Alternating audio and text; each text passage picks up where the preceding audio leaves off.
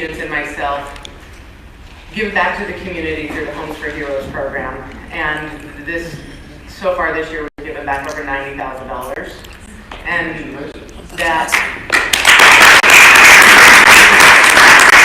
And that doesn't include the $23,000 we raised for our K-9 officers, or the 5,500 and 100 hours, volunteer hours with Habitat for Humanity, $1,300 for the Police Protective Association, and quite a few other things.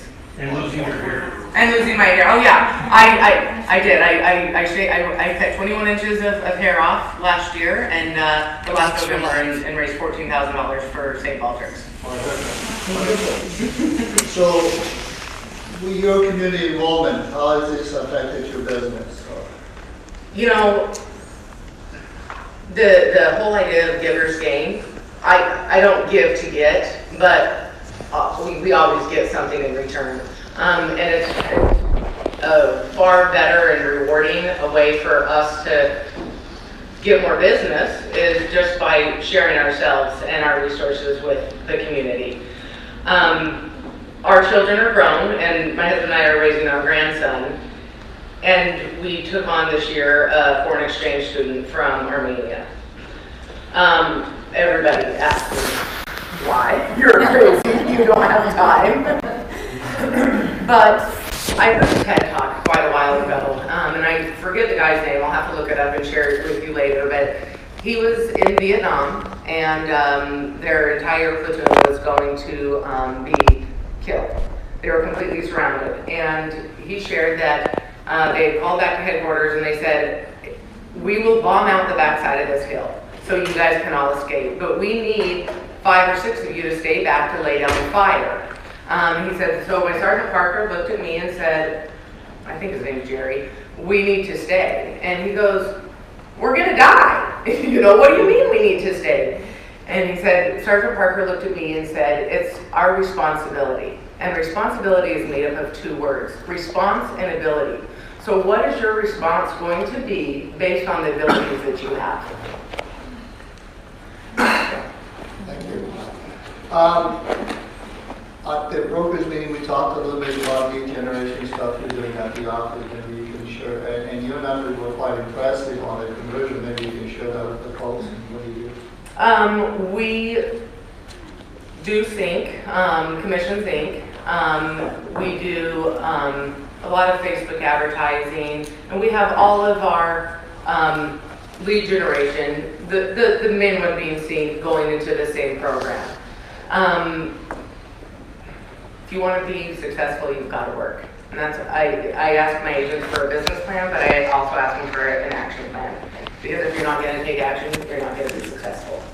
And so they come in, and we have 2 power hours a week, one on Tuesdays and one on Thursdays, one in the morning, one in the evening. We have M&M Monday, which part of that is marketing and motivation, and I give them M&Ms. Because you can't ever go wrong with M&Ms.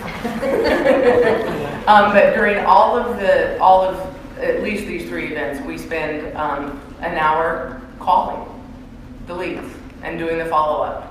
And right now we're at about a 6% conversion rate. So And how many leads a month do you get? about 150 to 180. So what is that 6%? About 9? Right? 9 conversion. What's your average sale price? 3 to 350. So does that work? Say it's about 9,000 Yeah, 9,000. per side Mm-hmm. times 9. Mm-hmm. How much is that? 81. Thank you. Great. A month? Mm-hmm. That's a pretty good coin. Right? Wonderful. So is that a team, or you get your whole office involved, or is it? They can choose to be part of it or Okay, it's an not. option for them? It's an option, but it's an added value Well, clearly. for those that choose to take part in it. Okay. And it's amazing how many people. I never cold called before, and these are warm calls, but a lot of them are cold calls as well, and we have to categorize them. And when I went through the training, and you went to Atlanta, right, Sean? I picked up the phone, and my first time ever making phone calls to people I didn't know, I set 14 appointments. And if I were to close every single one of those, it would have been, I figured it out, $105,000 in GCI. So why not spend an hour calling for $100,000? Isn't that amazing, right? We hear the same things over and over again, right? Pick up the phone, leads come in. But great, thank you. And we'll probably circle back to you. Dory, a bit about yourself. I'm Dory Deagle. We opened up High Performance in Jacksonville, St. Augustine about 15, 16 months ago. After looking for technology and finding the Power Suite, found that we did not have an office in our area. So as far as joining franchise, we needed to open one, and so Tony and I and our husbands respectively did the same. And here we are. I've been in real estate for about 19 years. Before that, I managed animal hospitals. Okay, tell us a little bit about yourself, because you've been successful for a long time. And what do you do? A lot of this, one of the main reasons that you had asked me to be up here is I did not realize until the last few years, when I started up in real estate, one of the things that I was trained on was working with your sphere of influence. And it was very easy for me. I got into real estate based on my mom. She was a handicapped lady who had bought some flippers and things of the sort. And when she asked me to get into real estate, it was to sell her listings because she was no longer going to be able to do that. So I had listings my first year. It didn't get really tough for me until my third year, and all of a sudden her listings ran out. I was like, oh, now you have to earn it on your own. How do you go do that? So I had been fortunate enough to, pick up some marketing tips and tools, but I had always been one that was happy on the phone. I was comfortable getting on the phone and talking with people, but I was always comfortable getting the information and keeping in touch. So I am very fortunate to have the majority of my business be your center of influence. In fact, I don't consider myself a competing broker. I'm a participating broker, so I can stay in touch with what my agents are going through. But the majority of my business is repeat business or customers and referrals and things of that sort. But it's just because I ask the basic questions, when is your birthday and what is your email, and do you know that I can do these additional things? And I try to, when you hear about the touches, the 42 touches, I work on 52 touches a year. And people are like, I'm sorry, how many? 52. 52? So people are like, oh my gosh, if you email me once a week or you call me once a week, I'm going to tell you to get lost. And it's just a matter of how can you break it up, So when I speak with my agents, it's, once you've done 12 newsletters and you do some handwritten Mother's Day, Father's Day, and birthday cards, it adds up very quickly. And all of a sudden people are like, wow, whenever you think of real estate, the name you're going to remember is Dory. Even if it did change a couple times. So the Dory never changes. Dory's still Dory. So what percentage of your business, Dory, is SOI? At this point, I have to tell you probably 95-70% would be. Really? I'm not really doing much of anything else. I realized that being here the last couple of days, there's not much that I'm doing different. So you touch them by sending them stuff. Do you call them? I do call them. I do everything but basically drive in my car. I'm usually on the phone and watching text, and I'm very dangerous. I have to be careful. But most of my phone calls are done on the way from one appointment to the next. So I'm calling. I typically run down the list. Tony is great about realizing who I haven't spoken to on a regular basis. Tony being your assistant. Okay. And literally, she's much more than that. She's literally the right hand and the left hand. Okay. Yeah. But it's a matter of just making sure that people know that they're cared about and that you want to remain in contact and building that rapport and relationship. It's what we're all good at, and it's just a matter of kind of doing what we're doing. And very good. So Tony's your CRM? Actually, Power Suite's the CRM. Yeah, but she used to be your She used to be my CRM. Yes. She'd print a report for me once a week and say, here's the people I'd like you to hit. Okay. So, Well, that's an interesting twist, right? How your assistant or right-hand person, whatever you want to call that person, can actually be a little more involved, right? Because you get busy. Yeah. So she keeps track. She does, I do that as well. You know, if I'm in the grocery store and I see somebody I've worked with, it's been a couple of years, and, you know, the kids, they grow up so fast, you know, you have customers with little ones and things of that sort. I'm really good about trying to make 5 phone calls a day and follow up with 5 handwritten notes.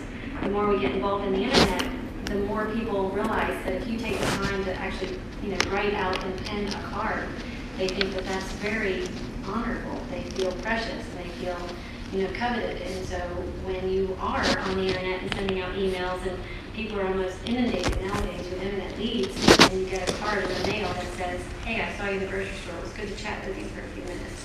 And I put in 2 business cards. You know, a lot of times those cards will be given out, and all the people calling, hey, you know, it's time for us to get little Johnny into a townhouse because it's off to college.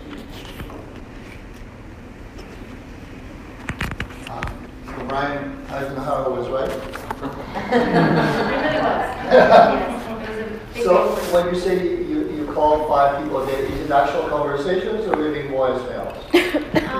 I would say it's about 50-50, depending upon the time of day that I'm in the car, when I can make those phone calls. I'm most successful after 6 o'clock at night. Because they're home. Because they're home. So what do you do if you leave a voicemail? Do you just leave a voicemail, and how do you differentiate the people you actually spoke to on your CRM versus the one you just left a voicemail, or you don't? You just say, hey, I made my call, I'm good at that.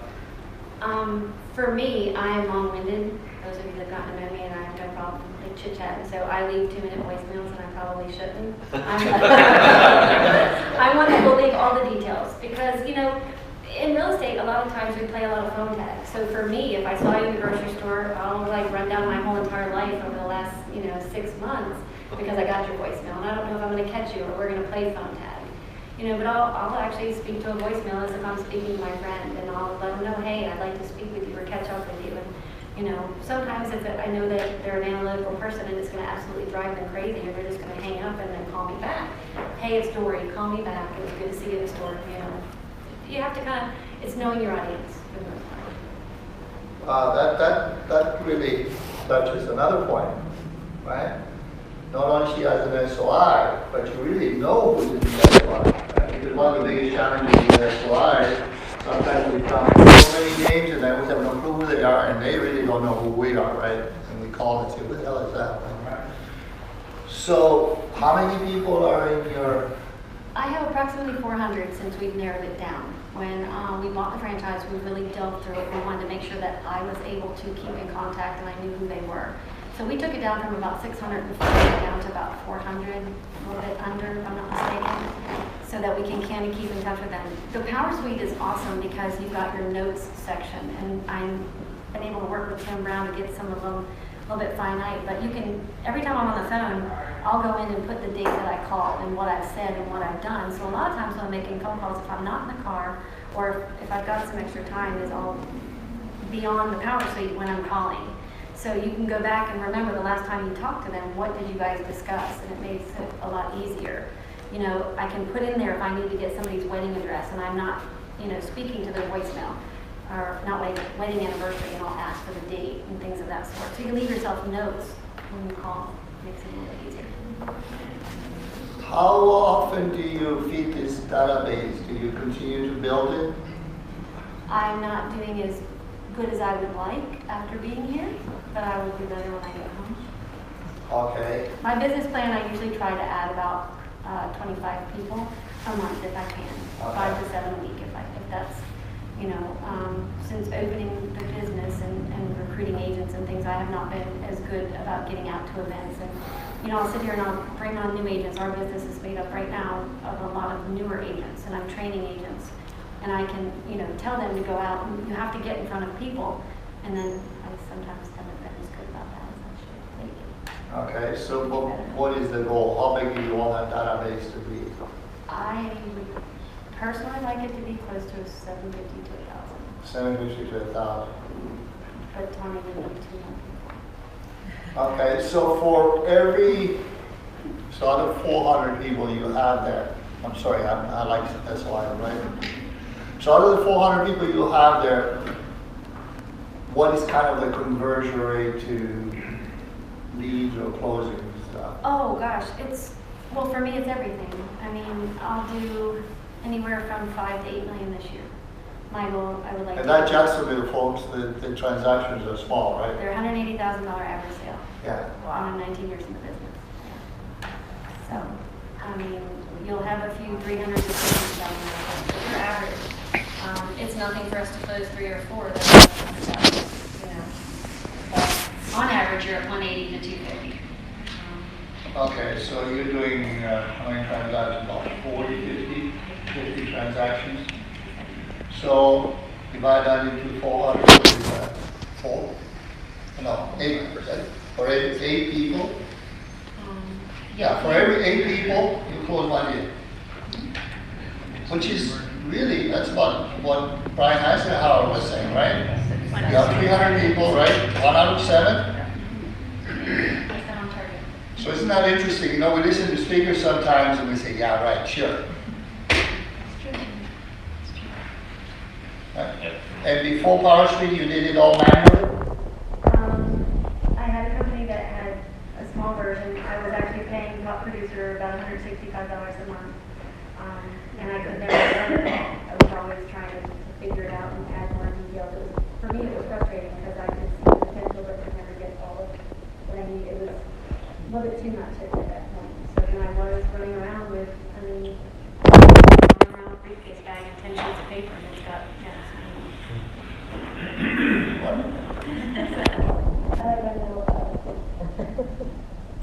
Thank you. Susan. Hi, I'm Susan Kelly. I'm with the Ocala office. I've been in real estate 25 years. I have an agent team. When the market crashed back in 2006-07, out of desperation, I became an REO agent. So that was my saving grace. And now I have the best of both worlds because when the REOs slow down, I go back to the people business.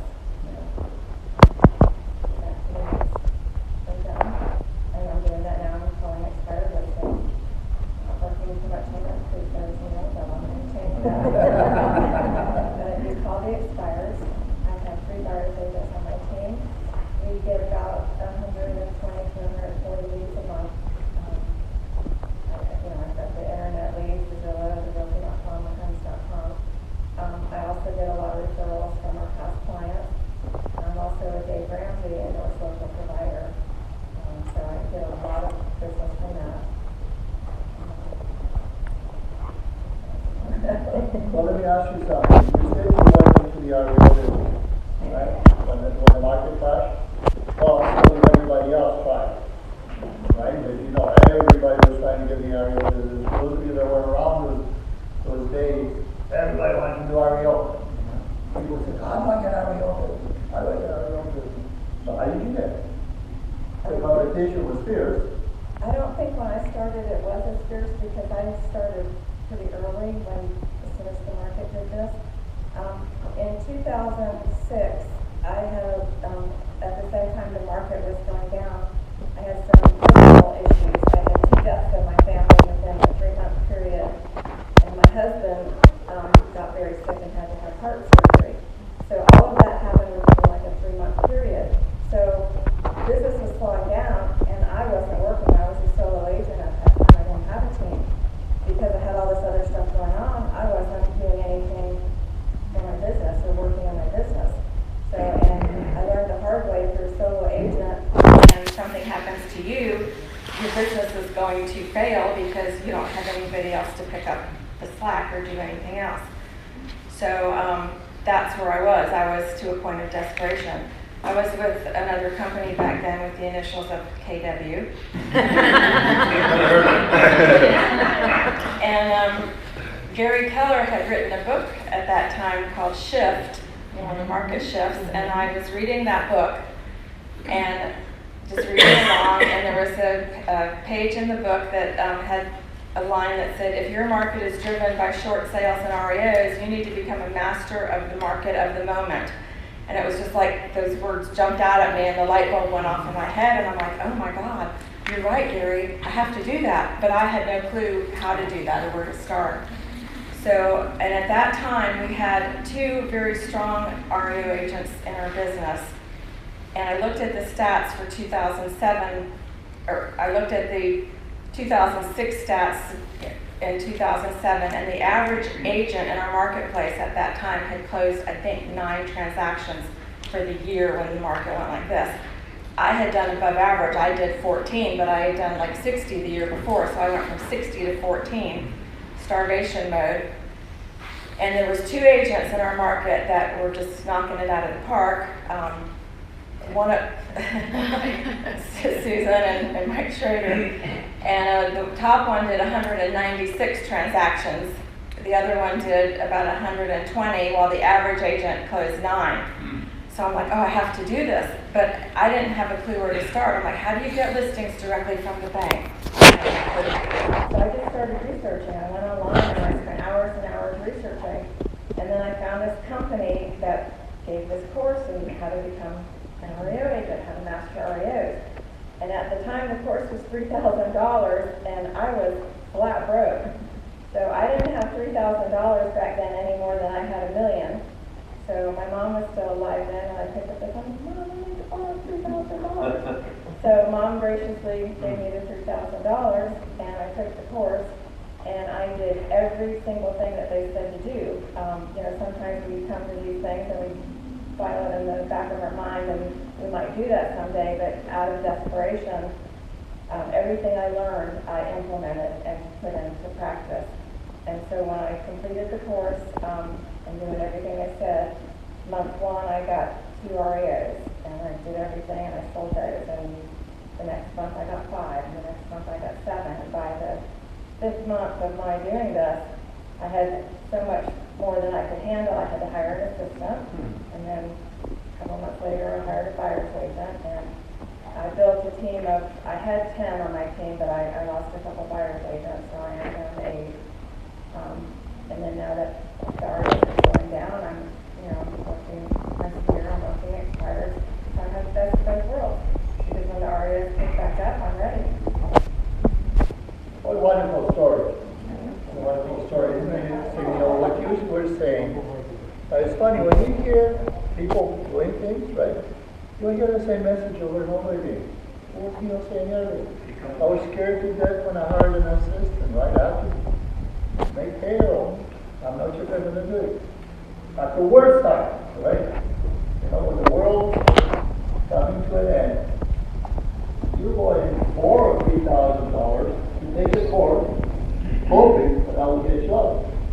And I can tell you, you weren't the only one that was doing that, except you were the only one that implemented everything you learned in the course. Right? Which is what Neil could, talk to you all day. And this is what I love about these things.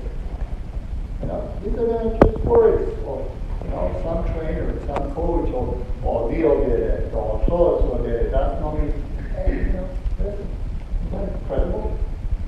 Honestly, when I chose these ladies, I knew Dorothy did it, so I knew Terry was community involvement. I knew you did REO and sales, but not to the extent. So it wasn't like, oh yeah, it's a fixed architect, your time with everything else. It's just reality. That's pretty incredible. Great story. So now your team, oh, by the way, you had REO and you got buyer's agents. One of the mistakes REO brokers did, huge, okay? They were leaving so much money at the table. Just getting the listing, right? They couldn't be bothered with the sale. Remember everything that returned phone calls. Remember those guys? You were fair enough to not realize on the other end. Kudos to you. Because we met a lot of REO brokers who were involved in RBA, as John Workmeister would tell me. Where is he? There you go, John, right? Remember the REO attitude? Oh, I don't remember any of those days. Yeah. Yeah, John only had like 600 listings at a time, but it wasn't that the mentality of a lot of the REO brokers. Screw the buyers, who cares? And we're coming from the retail end and we're saying, are you kidding me? All the sign calls, all the business you can have. So, smart move to capture both ends. Funny the things we do when we get desperate, right? If we only did them when we're not desperate. If we only did them when we weren't desperate. All right, let's circle back. Lorianne. Full disclosure, a couple of years ago, Lorianne was on the same panel. And she shared her story with us, and she will share it today, and where she's been since then. And she was gracious enough to agree to You can't talk about that. well, you can, it doesn't matter. Just because you say no. There you go. So please. I'm Lorianne Tuluk, and my brain is exploding with all the knowledge that Art and Michael and Neil and Brian have given us. So I don't really feel like I have much to give you guys after I feel like I need to go home and do so much more. I'm here with my broker, is Peter Forward, and we have been friends since we were high schoolers, and his wife and my best friend, so it's very cool to end up in this business and in this office to be with him. My very first agent, we're both coming up on our 4-year anniversary with Southstate, and my first team member that got an invitation to come was Kelly Robinson. She's one of my dearest friends, so it's really cool to have her. And then I am next door to Susan at the office, so I'm from the Utah office. Before I got to Southstate, I was in like the regular old, it was not the KW, but it was a privately owned real estate office, you know, the whole 65, 70 split, whatever. Things kind of got changed without you really being told. You got told one thing and found out others, that kind of thing. But I learned a lot, appreciate very much my 10 years there. I was a teacher before that and kind of transitioned into real estate, and I loved the business. Just got to the point that I was like, I just kind of feel like I need something else. Southstate hadn't really started at that point, or maybe it was just getting off the ground, and so I had my license with a friend that's a developer for a few years. And during that time, realized that I was really turning down a lot of business. I had agents that would call and ask me to help, like, do you mind just answering some questions and helping me get started, you know, so, and I don't mind not getting paid for stuff, but I just felt like I was kind of helping all these different people, and I enjoyed that part, but they weren't in my office. It was just a little office, and my broker was not interested in, you know, having a big residential showing there. So after a while, Greg Kelly will not leave you alone, by the way. I email after email after email, like, stop emailing me. But it worked. I mean, eventually I was like, he kept emailing me, but I called Joe, okay, I need to come up the back stairs and meet with you guys privately and hear the story. And when I looked at the whole Southstate business plan, I'm like, wow, this is awesome, you know, and this building is beautiful, and Joe's here, and it was a great atmosphere. Susan was there, and when you walked through the office, it was just like, everybody was happy and whatever. So I brought my license over there, truthfully just thinking, this is cool, I can get 93% and whatever. I'm not gonna start a team, I'm just gonna work from home because it's like half a mile away. Like, that was my whole plan. And you know, the rest of that part is kind of history. I immediately ran into Kelly, oh, well, let's start a team, you know, and I did the wrong thing. I had a couple of team members and then got an assistant because I didn't listen to Neil when he told me to do that first, but it all kind of balanced because I kept thinking, no, I don't want an assistant, but it did change my life, and it was wonderful, and she's awesome. So we have an assistant, and we didn't really, I mean, my plan was to just help other people. I mean, obviously you want to make money. I'm the breadwinner in our family. It's a family of 5. I have a son getting married in December, you know, obviously he was at college, and so lots of expenses. I love my job, so obviously I need to make money, but I couldn't do it all. So my reason for starting the team was to help others be good at this business, and to learn good habits and to do things correctly, and you know, to see things from the point of contract to the end, and to give relationships, to make relationships, and to give really good customer service that people say they give and they don't. So that's really why I started the team. And we are kind of relationship based. We're a very hybrid team. And you don't want to know my splits because I mean, as a team leader, you don't want to know my splits because you'd be like, okay, you're crazy. So I kind of was. Our team right now is 15, and we have like half of them, 7 of them were on the team before 2018, and it's a very, very generous split. But most of them are awesome.